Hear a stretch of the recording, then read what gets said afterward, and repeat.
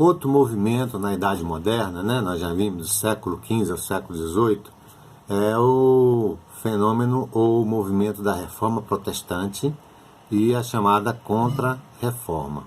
Nós já vimos que durante a Idade Média, 1000 anos de história, né, do século V ao século XV, a grande instituição durante a classe média foi a Igreja Católica Apostólica Romana, dona de terras, né, dona de mosteiros, conventos, né, poderosa nos cargos políticos dos estados nacionais, enfim, determinavam o pensamento das universidades, né, e controlavam o conhecimento através dos monges copistas. Tá? Ora, durante o período do século XIV e XV, o poder das monarquias nacionais passa a rivalizar com o poder do Papa, da Igreja Católica Apostólica Romana. Tá? Havia um choque entre a visão da burguesia e da Igreja. A Igreja sempre condenou o lucro e a usura. E a burguesia vive do lucro e da usura, né? Que é o quê? É o ganho do trabalho deles. A Igreja dizia que o lucro e a usura você deveria doar para conquistar o reino dos céus, né? Então você doava para a igreja construía grandes catedrais, grandes conventos, mosteiros, né? Vivia na riqueza, no luxo, na ostentação, tá? E a burguesia deveria doar esse lucro e usura para a igreja. Isso era considerado um pecado. Havia críticas internas na Igreja Católica, porque como era a Igreja Católica na época, tá? Havia muito desvios dentro da igreja, né? Muito luxo, muita riqueza, tá? Eram donas de terras, né? Viviam com ostentação, roupas luxuosas, né? Isso as autoridades eclesiásticas, né? Bispos, cardeais, papa, né? Os padres em si eram homens simples do povo, não tinham muitas posses não, e também não tinham nenhuma formação, muitos deles eram analfabetos. Havia na igreja também as chamadas indulgências, né?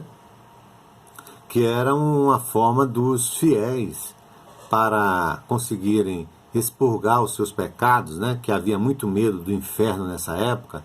Ele pagava ou comprava o perdão, né? da Igreja Católica para, em vez de ir para o inferno, ir para o paraíso, né? O celibato não era muito respeitado, embora fosse uma regra. Tá? Muitas autoridades da Igreja Católica se casavam, tinham filhos, né? Havia um descaso muito grande aos cultos, aos ritos religiosos. Enfim, havia muita crítica em relação à Igreja Católica. No século XV e XVI, passa a ter um amplo movimento reformista dentro da Igreja Católica. Pessoas da própria Igreja Católica começam a questionar esses vícios, essas distorções da igreja, tá? E nesse momento surgem novas igrejas cristãs, né? Na Alemanha, um monge que era católico, chamado Martinho Lutero, né? Revoltado com os erros e vícios da Igreja Católica, ele escreve um documento, as 95 teses, né, de Martinho Lutero, e ele gruda, né, prega na porta da igreja de sua cidade, né?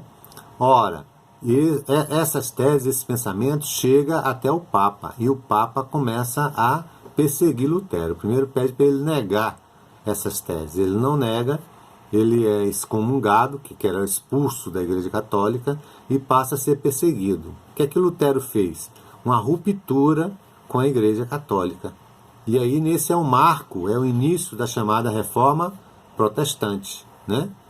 O Lutero defendia algumas coisas importantes, diferentes da Igreja Católica. Ele dizia que a salvação ela pela fé, e não pagando indulgências para a Igreja Católica. Ele rejeitava a hierarquia eclesiástica. Ele dizia que cada crente é livre para interpretar a Bíblia, né? E aí ele diz uma coisa importante, e foi importante para a Alemanha e para o mundo. A maior parte das pessoas eram analfabetas, não tinham como ler a Bíblia. Só alguns padres, bispos, cardeais, que tinham o poder de ler a Bíblia, interpretar para os fiéis. O Lutero diz, não, cada fiel tem que saber ler e escrever para interpretar a Bíblia. Ele defende também o fim do celibato, ou seja, os religiosos, os pastores, a partir desse momento, podem se casar e ter filhos, família, etc. Tá? Ele manteve apenas duas características da Igreja Católica, né? O batismo e a Eucaristia, tá? Os outros ele retirou, né? Chamadas me fugiu agora. E ele também passa a incentivar o uso do idioma nacional, ou seja, o culto, né, deveria ser falado no idioma da região, no caso de Lutero, o alemão, não mais o latim, porque na Igreja Católica as missas eram, até a década de 60, 1960 do século XX, as missas eram proferidas em latim. Depois houve uma reforma na Igreja Católica e hoje são proferidas no idioma local, tá? O Lutero recebeu apoio da nobreza, né, e do rei lá na Alemanha. E ele protegeu o Lutero, né, porque o Papa mandou prender. O Lutero seria julgado no Tribunal Santa Inquisição e seria queimado. Mas aí o rei, a nobreza e os camponeses protegeram o Lutero. Por quê? O que é que eles ganhavam com isso? Ora, a nobreza ganhava as terras da igreja. A igreja era dona de muitas terras, né? Era uma grande senhora feudal. E os camponeses acabavam com o pagamento do dízimo, que era o imposto, né? Que a Igreja Católica implementava em relação aos camponeses. Tá?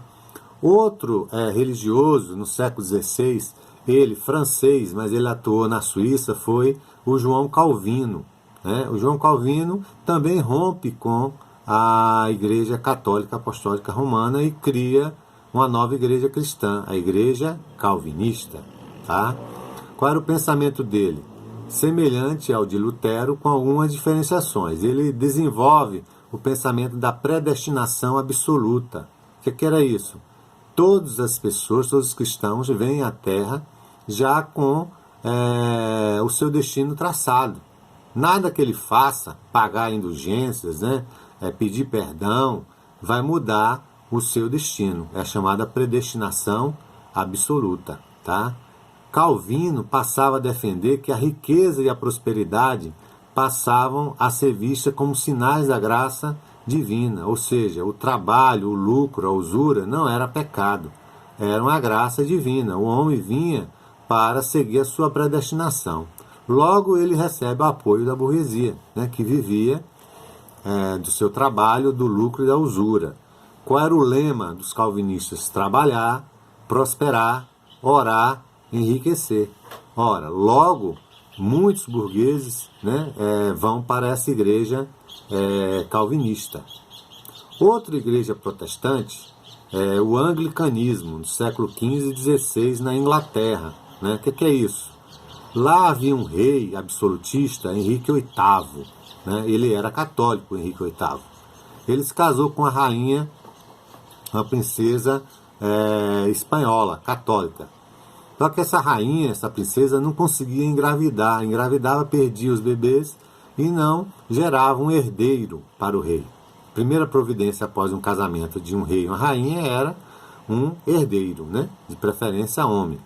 Aí o que é que ele faz? Ele pede autorização ao Papa para se divorciar dessa rainha e casar com uma cortesã, né? Para poder ter um seu descendente, seu herdeiro. Tá? Ora, o divórcio até hoje não é muito bem aceito pela Igreja Católica Apostólica Romana. A Igreja, o Papa, nega a Henrique VIII esse divórcio. Como eu já falei, ele era um rei absolutista, ele rompe com a Igreja Católica. Né? Então, essa reforma na Inglaterra tinha um caráter bem mais político do que religioso. Né? Quando ele faz o pedido do divórcio, ele é excomungado pelo Papa. Ora, ele, em 1513, tá, ele se torna o chefe da igreja na Inglaterra, com total apoio do parlamento. Né? A Inglaterra passa a ter uma religião, uma igreja anglicana.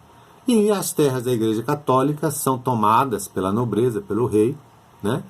E essa igreja passa a predominar na Inglaterra, gerando outros conflitos que em outra aula nós vamos falar, lá na Inglaterra.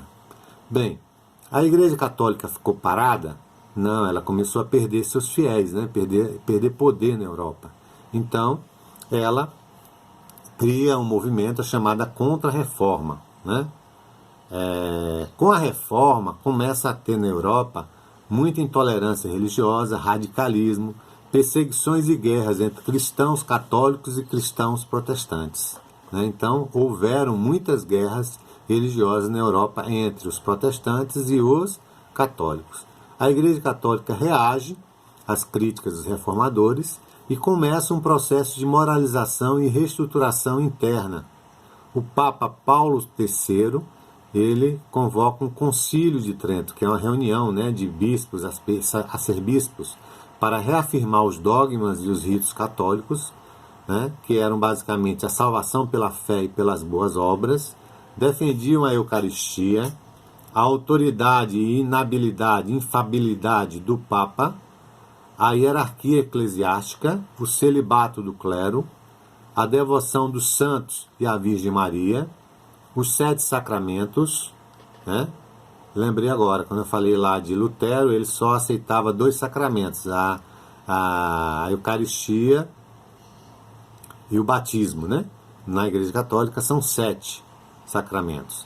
O emprego do latim na Bíblia e nas missas, criação de seminários. A partir daí da Contra-Reforma, os padres passam a estudar muitos anos para se tornarem padres, não são mais analfabetos, eles estudam no seminário 3 anos de teologia, 3 anos de filosofia, depois vão para a retórica, para a língua nacional, e aí vai. São bem formados os padres até hoje.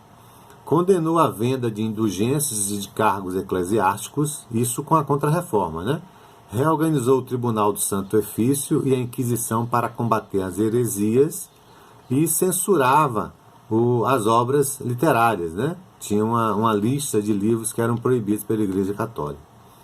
Uma das grandes medidas da Contra-Reforma Católica foi a criação da Companhia de Jesus em 1534, os chamados Soldados de Cristo. Essa ordem religiosa, qual era o papel dela? Era espalhar a fé católica pela Europa, pela África, pela Ásia e pela América. Grande parte dessas regiões se tornaram católicos devido ao trabalho da